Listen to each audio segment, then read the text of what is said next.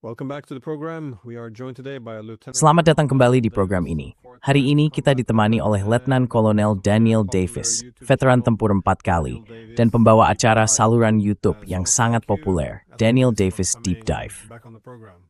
Terima kasih seperti biasa sudah kembali hadir di program ini. Selalu senang bisa berada di sini, Glenn.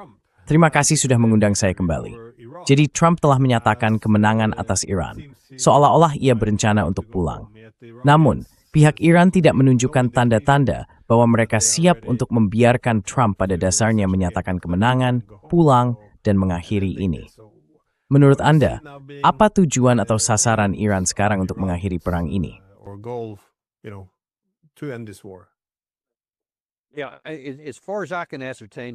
Ya, sejauh yang saya tahu, Iran memiliki dua tujuan utama, dan segala sesuatu yang lain berpusat pada dua hal itu. Yang pertama adalah bertahan hidup. Mereka harus terus bertahan secara politik dan mempertahankan kelayakan militer. Mereka tidak perlu setara dengan Amerika Serikat atau mampu mengalahkan Amerika Serikat secara militer. Mereka hanya perlu tetap layak, yang berarti mempertahankan tingkat kemampuan rudal dan drone tertentu, serta terus menyerang beberapa aset kita di kawasan atau aset Israel agar tetap relevan. Secara politik, mereka harus terus bertahan dari upaya pembunuhan yang terus terjadi. Beberapa telah berhasil, dan lebih banyak lagi pasti akan menyusul. Jadi, mereka harus mempertahankan kendali politik, artinya kendali atas angkatan bersenjata mereka, IRGC, kepolisian, dan tentara reguler.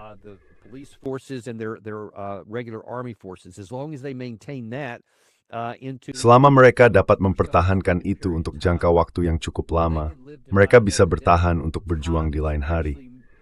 Waktu sebenarnya akan merugikan mereka, sudah pasti. Semakin lama ini berlangsung, semakin besar kerugian yang akan mereka alami. Namun jika waktu berpihak pada siapapun, itu lebih berpihak pada Iran daripada Amerika Serikat. Kita memiliki rasa urgensi yang jauh lebih besar dibandingkan dengan Iran. Mereka hanya perlu berkata, bahkan jika ini berlangsung berbulan-bulan, kita hanya perlu terus bertahan. Tetapi Amerika Serikat berada dalam batas waktu yang jauh lebih ketat karena masalah kedua yang dihadapi Iran, yaitu menjaga Selat Hormuz tetap tertutup. Mereka memiliki banyak cara untuk melakukannya. Bukan hanya ranjau laut, rudal, atau drone, tetapi juga beberapa kapal cepat dan kapal drone yang mereka gunakan.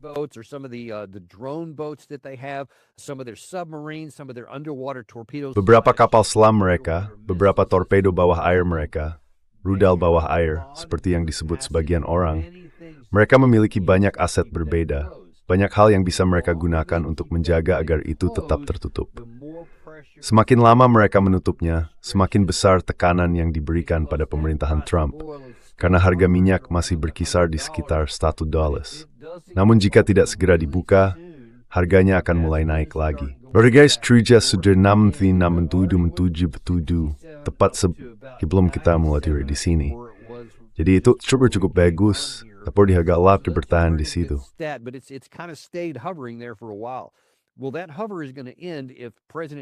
Nah, situasi yang menggantung itu akan berakhir jika upaya Presiden Trump untuk mengakhiri perang atau setidaknya membersihkan selat tidak berhasil. Karena ekonomi itu, baik Amerika Serikat maupun sekutu-sekutunya, akan mulai menderita. Dan disitulah tekanan lebih besar berada pada Trump untuk segera mengakhiri perang dibandingkan pada pihak Iran. Karena mereka pada dasarnya hanya perlu berkata, baiklah, kami akan bertahan menghadapi semua rudal yang terluncurkan ke kami, semua orang yang terus kalian bunuh dan kalian habisi. Kami hanya harus bertahan. Itu adalah tingkat pengorbanan yang jauh lebih kecil. Sementara Amerika Serikat harus berkata, kami akan menghancurkan pemerintahan kalian. Kami akan menghancurkan IRGC kalian. Kami telah secara efektif menghancurkan sebagian besar angkatan laut kalian. Meskipun yang penting, tidak semuanya. Bahkan tidak sebagian besar kapal yang paling penting, yaitu kapal cepat dan drone. Jadi sebenarnya kami belum mendapatkan yang itu, tetapi kami telah menghancurkan banyak armada permukaan dan tentu saja angkatan udara mereka. Namun bukan kekuatan rudal mereka. Banyak peluncur dan banyak lokasi peluncuran mereka.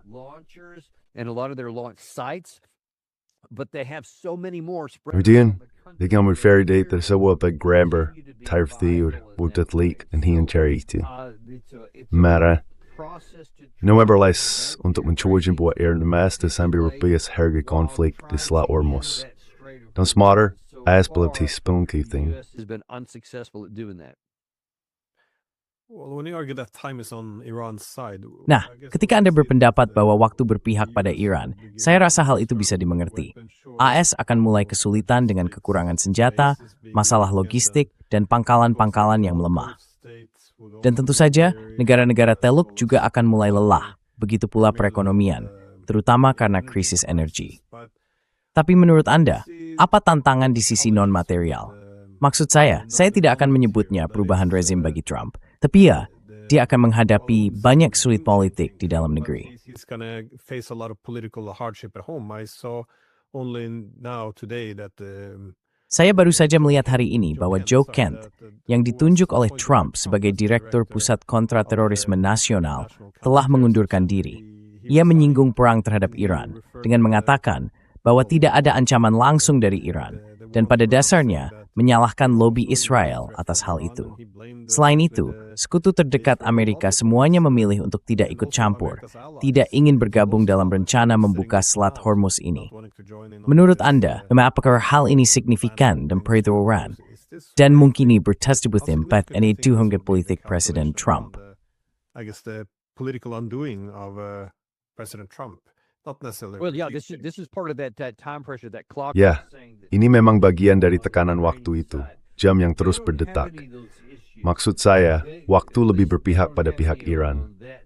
Mereka tidak memiliki masalah seperti itu, setidaknya tidak dalam bentuk yang sama, karena mereka semua bersatu dalam hal ini. Bahkan orang-orang yang dulu menentang rezim kini sudah bersembunyi atau justru bekerja sama untuk memperkuatnya, karena mereka berkata, dengarkan, ini adalah serangan terhadap bangsa Iran. Ini bukan hanya terhadap pemerintah yang berkuasa. Gagasan bahwa Israel dan Amerika Serikat berusaha membebaskan para pengunjuk rasa dan membawa demokrasi, saya rasa tidak ada orang di lapangan yang mempercayainya. Saya pikir mereka pelagai upaya untuk menghancurkan negara Iran.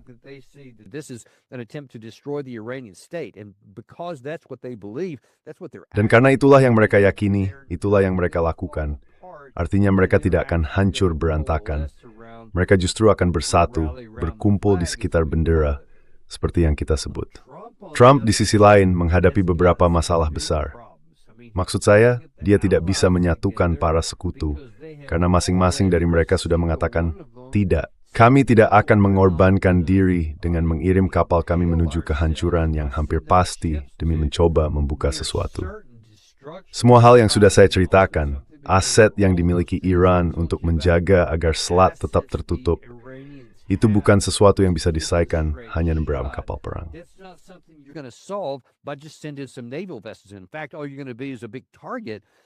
Faktanya yang akan terjadi hanyalah kamu menjadi sasaran besar bagi sejumlah aset yang dimiliki Iran, dan mereka punya cukup banyak, yang jelas sangat mematikan seperti yang sudah kita lihat. Beberapa kapal sudah terbakar, dan tak ada yang ingin menjadi korban berikutnya. Saya melihat mantan wakil kepala staf NATO berbicara tadi, atau mungkin kemarin saya menontonnya pagi ini, di mana dia berkata, dengar, kamu meminta kami melakukan hal yang setara dengan memesan tiket di Titanic setelah kapal itu menabrak gunung es. Kapalnya tenggelam, tak ada yang mau naik ke sana. Jadi semua orang sudah menolak. Itu menambah tekanan bagi Trump.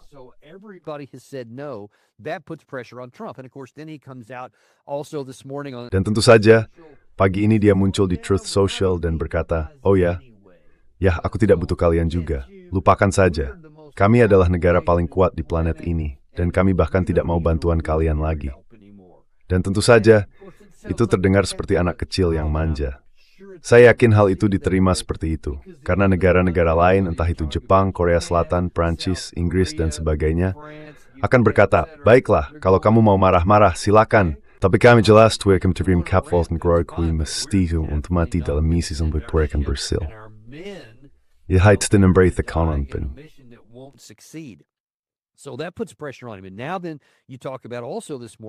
Dan sekarang Anda membicarakan pagi ini dengan Joe Kent, yang merupakan orang nomor 2 di kantor Direktur Intelijen Nasional, hanya di bawah Tulsi Gabbard.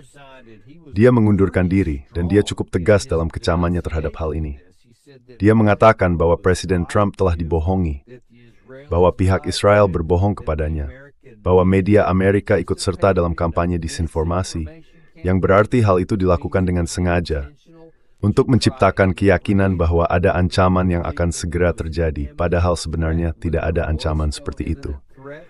Dan Anda tahu, sayangnya Presiden Trump keluar sekitar tengah hari ketika dia berbicara dengan pemimpin Irlandia di kantor Oval, dan dia berkata, "Oh ya, dia orang yang baik, kurasa."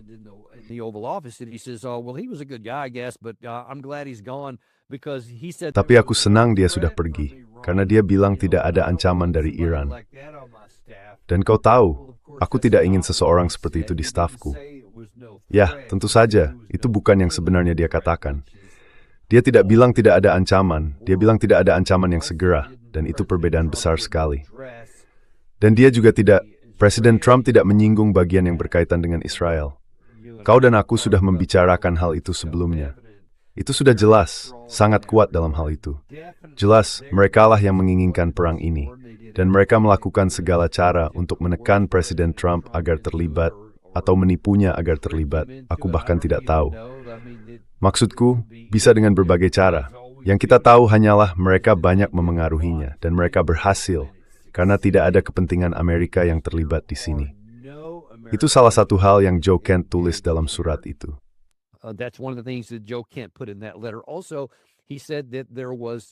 Dia juga mengatakan bahwa ini jelas bukan America First, karena kita sama sekali tidak menghadapi ancaman apapun. Jadi untuk pergi berperang, melanggar konstitusi, hukum internasional dan hukum AS, ketika kita tidak terancam, hanya ada satu pertanyaan yang bisa diajukan. Siapa yang diuntungkan dari ini? Dan jawabannya adalah orang-orang yang selama bertahun-tahun telah mendesak Amerika untuk berperang melawan Iran. Tentu saja itu adalah Benjamin Netanyahu di Israel. Semua hal itu bersama-sama menekan Trump. Karena jika ia tidak bisa memecahkan ini secara militer, tidak bisa memecahkannya secara diplomatik.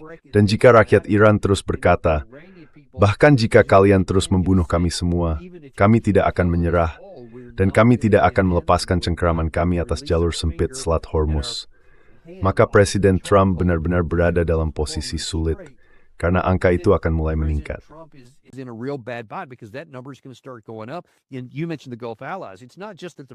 Dan Anda menyebutkan sekutu di Teluk. Bukan hanya karena harga minyak naik akibat barang-barang tidak bisa masuk ke Teluk. Itu berarti hal-hal yang dibutuhkan negara-negara Teluk ini untuk bertahan hidup, makanan, air, dan produk lainnya, tidak bisa masuk. Dan mereka juga tidak menghasilkan uang karena mengalami kerugian besar. Jadi, jika mereka tidak memiliki dana untuk menopang diri mereka sendiri, ditambah dengan serangan berkala dari Iran, mereka akan menekan Trump. Jadi, dan ada yang terkena di sekutu Rapta.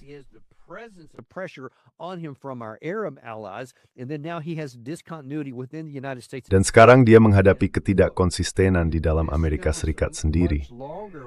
Lihat, jika ini berlangsung lebih lama, katakanlah sebulan atau 2 bulan, dan kamu tidak bisa menahan harga itu, sementara harga minyak dan bensin terus naik, itu berarti segala sesuatu di Amerika akan ikut naik. Dan itu berarti semua orang akan mulai menanggung akibatnya. Saya jamin, mereka tidak akan memandang presiden dengan ramah. Ketika perang pilihannya membuat setiap orang Amerika harus menanggung biaya, saat itulah bahkan para pendukungnya akan mulai meninggalkannya dan memberi tekanan dari dalam. Itulah sebabnya saya katakan tekanan waktu lebih besar pada Trump daripada pada Iran.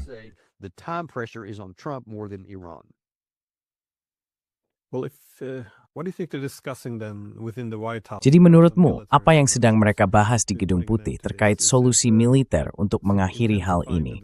Apakah itu sekadar memperhebat serangan terhadap Iran? Apakah menurutmu realistis untuk menurunkan pasukan di darat? Apakah mereka benar-benar bisa dengan kekuatan militer membuka Selat Hormuz? Dan juga, kita mendengar tentang marinir yang sedang dikerahkan. Dan berdasarkan jumlahnya, tidak jelas apa tujuan mereka. Aku bertanya-tanya apakah mungkin ada perluasan lebih lanjut, semacam upaya untuk menguasai bagian timur atau barat Yaman. Karena sejauh ini, Arab Saudi masih bertahan berkat aksesnya ke Laut Merah. Jika kelompok Houthi di Yaman menutup Selat Bab el-Mandeb, itu juga akan menjadi akhir bagi mereka. Jadi apakah menurutmu mungkin akan ada semacam invasi pencegahan ke Yaman? Sulit sekali membayangkan apa solusi militer yang bisa dilakukan di sini. It's September and Klein remount van Ithi Berthorsny. What is feasible here? Yeah, that is the Yaitu sesuatu yang terjadi di Yaman. Untuk mencoba menjaga selat kedua yang kamu maksud tetap terbuka. Itu mungkin hal paling masuk akal yang bisa dilakukan. Dan sebagian dari diriku berpikir, sebenarnya semakin besar bagian dari diriku berpikir, bahwa semua fokus pada Pulau Kharg ini pada dasarnya adalah kampanye disinformasi. Karena aku berpikir, kamu tidak akan mengirim MAU itu bersama kapal pengawalnya ke sana. Maksudku, itu mustahil. Kamu tidak akan bisa melewati Teluk Oman, melewati selat, melewati Teluk Persia sampai ke bagian utara wilayah itu. Dan kemudian berharap dengan satu gugus tempur ini bisa benar-benar merebut Pulau Kharg.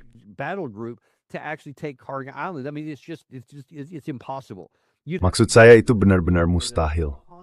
Mereka harus melewati rintangan sepanjang ratusan mil garis pantai Iran, dan tentu saja semua rudal, segala sesuatunya akan menembaki mereka. Jadi saya bahkan tidak berpikir itu mungkin. Saya juga tidak berpikir itu tujuannya, karena para pemimpin kita tidak berniat bunuh diri, dan mereka tidak bodoh. Tapi saya pikir dengan memberitahu semua orang bahwa mereka akan ke sana, mungkin mereka justru berblok ke tempat lain dan mencoba mengambil langkah pencegahan seperti itu. Maksud saya itu secara teoritis mungkin, bahwa mungkin pasukan sebesar itu, jika datang secara tiba-tiba bisa berhasil merebutnya. Tapi itu tidak akan membantu sama sekali.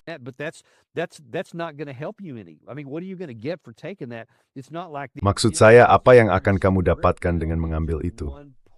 Bukan seolah-olah Yaman terbatas pada satu titik di peta tempat mereka bisa melancarkan serangan. Mereka bisa meluncurkan rudal dari mana saja. Mereka bisa meluncurkan drone dari mana saja. Itu tidak akan membuatnya tetap terbuka jika memang sampai ke situ. Jika Yaman memutuskan, atau Houthi memutuskan, bahwa itulah yang ingin mereka lakukan. Jadi hal lain apapun bahkan lebih tidak masuk akal. Saya tidak tahu. Saya khawatir ini hanya upaya putus asa. Karena kamu bertanya, apa yang sebenarnya mereka akan? Mungkin di Pentagon, atau di balik pintu tertutup di Situation Room di Gedung Putih.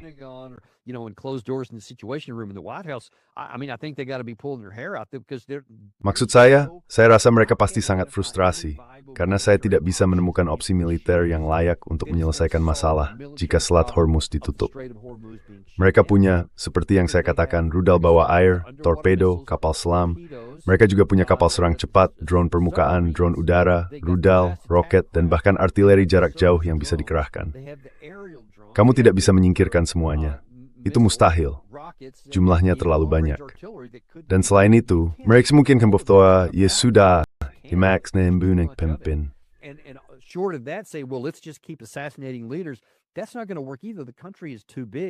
Itu juga tidak akan berhasil. Negaranya terlalu besar. Maksud saya, presiden mereka saja.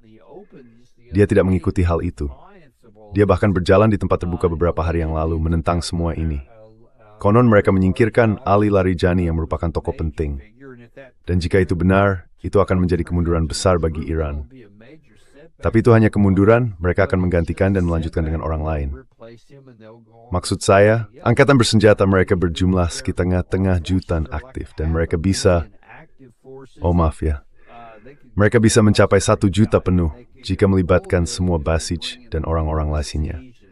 Mereka tidak kekurangan tenaga untuk menggantikan yang gugur. Maksud saya mereka siap itu. Itulah yang terjadi dalam perang.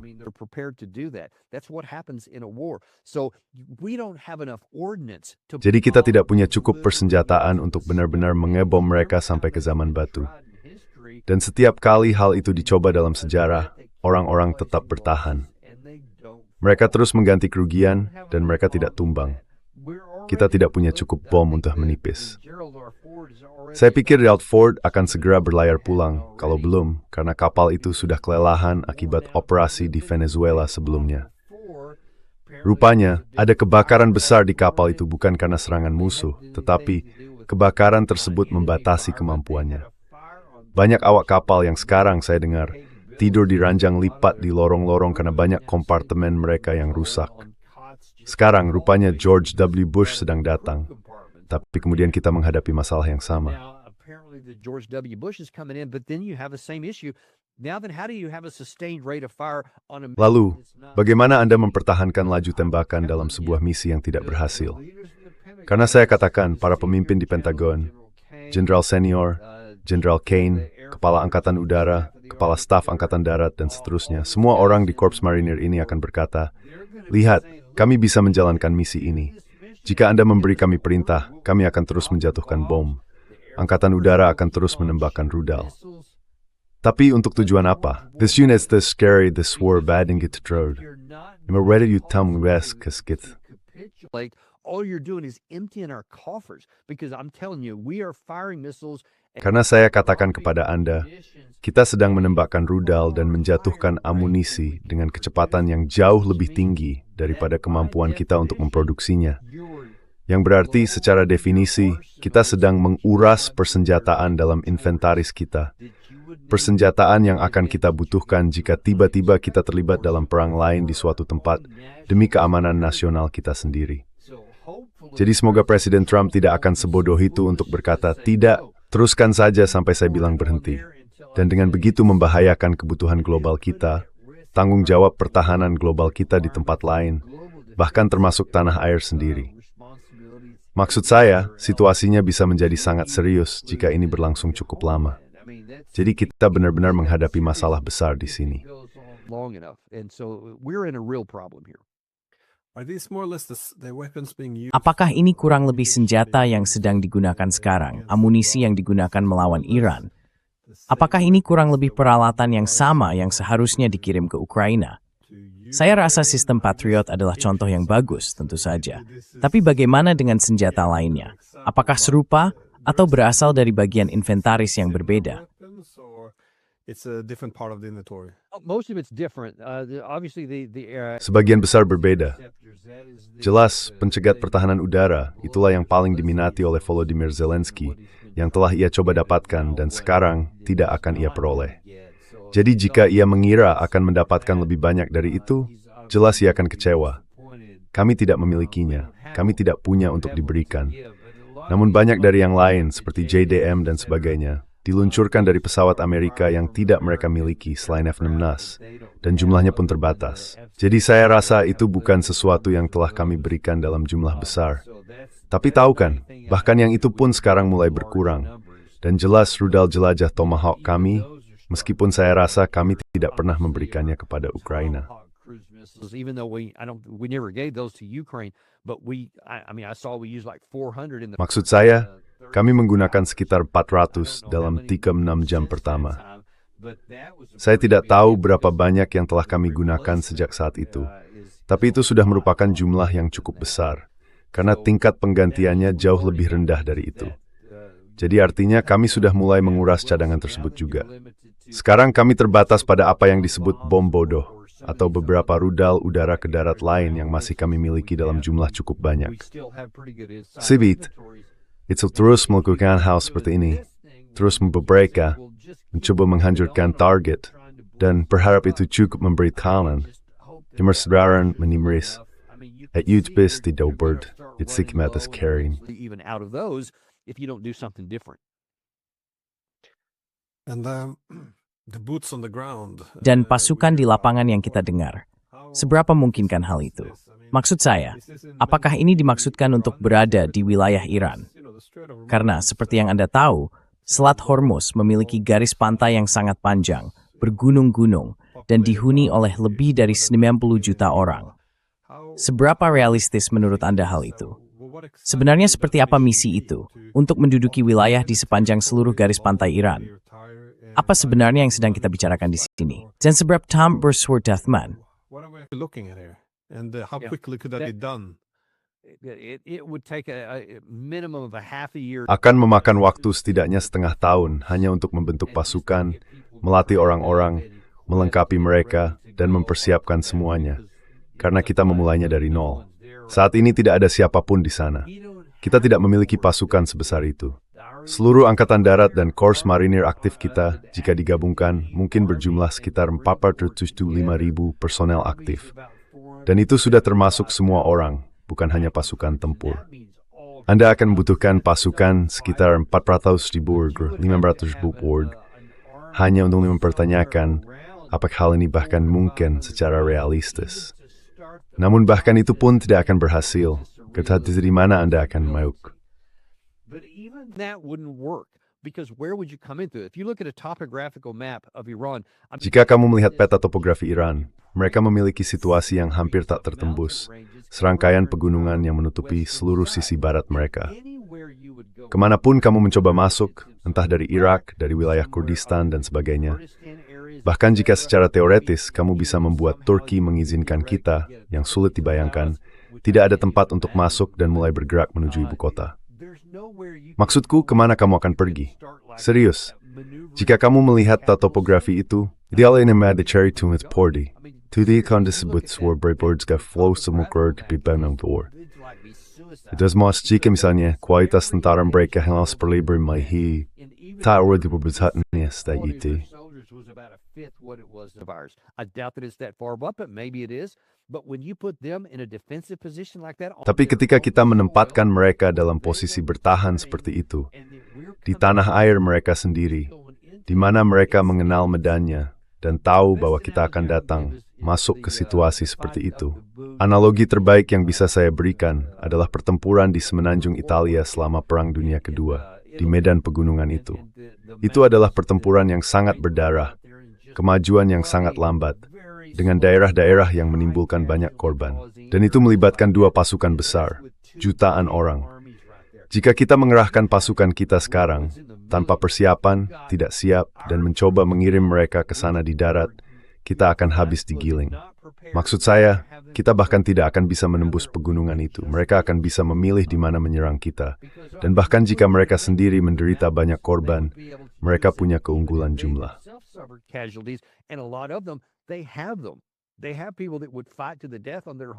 Mereka memiliki orang-orang yang akan berjuang sampai mati di tanah air mereka. Dan pada akhirnya, mereka akan melumat kita. Dan sekarang, setelah kita melemahkan tentara kita sendiri, kita benar-benar akan mengambil risiko menghancurkannya, mencoba menusukkan diri kita di sana untuk berperang dalam perang yang tak mungkin dimenangkan.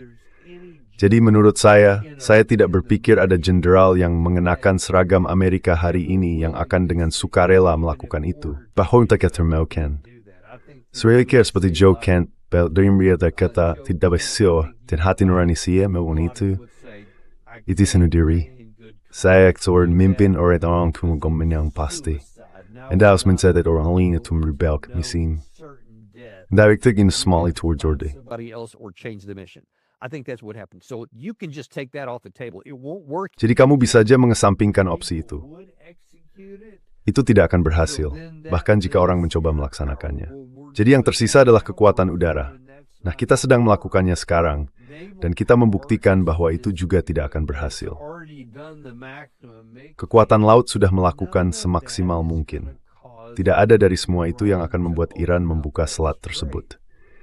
Jadi menurut saya kita berada dalam situasi yang secara militer tidak dapat dicapai. Dan Presiden Trump akan dipaksa, suka atau tidak suka, untuk mencapai semacam penyelesaian yang dinegosiasikan yang kini akan dapat diterima oleh pihak Iran. Dan sekarang karena kebodohan kita, mereka justru memiliki pengaruh yang sebelumnya tidak pernah mereka miliki. They actually have leverage where they never did before. So the last question, Jadi pertanyaan terakhir, bagaimana perang ini akan memengaruhi hubungan AS-Israel? Karena jika ini adalah perang yang cepat, masuk dan keluar, kita bisa berasumsi bahwa tujuan AS dan Israel akan sangat selaras. Namun, dalam perang panjang yang berlarut-larut, terlihat bagaimana hal ini bisa dikepentingan Israel untuk melemahkan Iran seiring waktu, secara ekonomi, militer, politik, atau apapun bentuknya. Tetapi dalam perang yang panjang, tampaknya hal ini sangat bertentangan dengan kepentingan AS, terutama mengingat tujuan yang tercantum dalam strategi keamanan nasional untuk mengalihkan fokus dari kawasan ini. Jadi, bagaimana pandangan Anda? Maksud saya, apakah ada ketegangan yang meningkat sekarang antara AS dan Israel? Jika tidak di tingkat politik, mungkin di tingkat yang lebih rendah? Bagaimana melihat hal itu? lower level? How do you see this? Yeah, Because, not I'm yet. just thinking about Joe Kent's statement. Ya, saya hanya sedang memikirkan pernyataanmu. Benar. Dan itulah arah yang akan saya tuju sekarang kepada orang-orang seperti saya dan beberapa rekan saya. Maksud saya, kami sudah lama menyuarakan hal ini, mengatakan bahwa ini hanya demi kepentingan Israel, bukan kepentingan kita. Kita sedang ke dalam perang mereka. Namun di tingkat publik, jumlah orang dan tingkat dukungan terhadap Israel di beberapa kelompok telah menurun. Di kelompok lain, dukungan itu sama sekali tidak berkurang, masih tetap sangat kuat.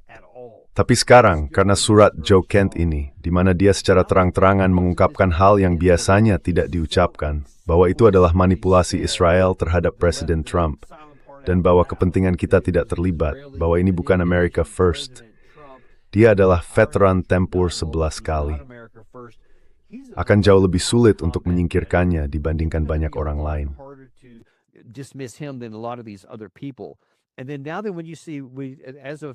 Dan sekarang ketika Anda melihat, sejak saya kira minggu malam, kita di Amerika Serikat sudah mengalami sekitar 200 orang terluka dalam berbagai tingkat dan 13 orang tewas yang sejauh ini kita ketahui. Itu akan terus berlanjut seiring situasi ini mulai meluas. Dan itu terjadi setelah, saya kira, 12 hari pada saat itu. Itu adalah jumlah yang cukup tinggi dari orang-orang yang terkena, terluka, atau tewas dalam perang yang bukan buatan kita sendiri. Orang Amerika tidak akan tenang dengan banyaknya korban yang bahkan tidak ada kaitannya dengan keamanan nasional kita. Dan sekarang hal ini sudah tersebar, karena akan muncul di media arus utama. Orang-orang akan dipaksa untuk benar-benar mempertimbangkan apa yang dia katakan. Dan jika hari-hari mulai berubah menjadi minggu dan minggu menjadi bulan, Presiden Trump mungkin tidak akan bisa melepaskan diri dari situasi ini.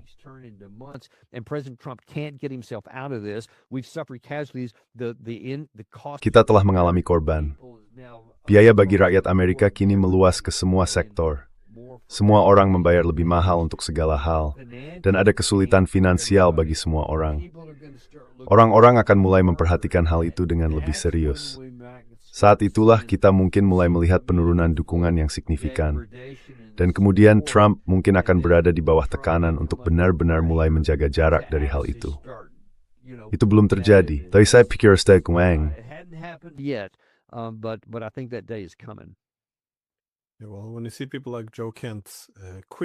Ya, ketika kamu melihat orang-orang seperti Joe Kent berhenti atau mengundurkan diri, padahal dia dipilih oleh Trump karena hal ini, ya, aku pikir itu menimbulkan kehebohan. Tapi kemudian beberapa tanggapan yang datang dari Gedung Putih. Misalnya Caroline Leavitt, aku tidak yakin apakah aku mengucapkannya dengan benar, juru bicara Gedung Putih. Dia muncul dan berkata, ya, Ben Shapiro menganggap ini adalah perang yang berani oleh Presiden. Maksudku, dari segi tampilan. Worry spo, thinyu, spusing. Well, Israeli sek tika bro. Ja, den är man bring. En man to us of, you know, spot the thing that vote for it to marry Israel. Kamu punya Ben Shapiro yang memegang mikrofon dan banyak bicara. Dan kamu punya Joe Kent, seorang veteran tempur 11 kali yang, omong-omong, kehilangan istrinya saat bertugas di Perang Irak dan telah mengabdi pada negara ini dengan sangat terhormat. Jadi, di antara keduanya, siapa yang akan kamu percayai? Maksud saya hanya bertanya saja. Itu pertanyaan yang akan saya ajukan kepada siapapun dari mereka. Saya akan menanyakannya kepada Caroline Leavitt. It even sekali mentem beli fork. Trematewood, fixed in way to me repu for. Eklat Saudi. Terkasih dari mengurus saya baginya.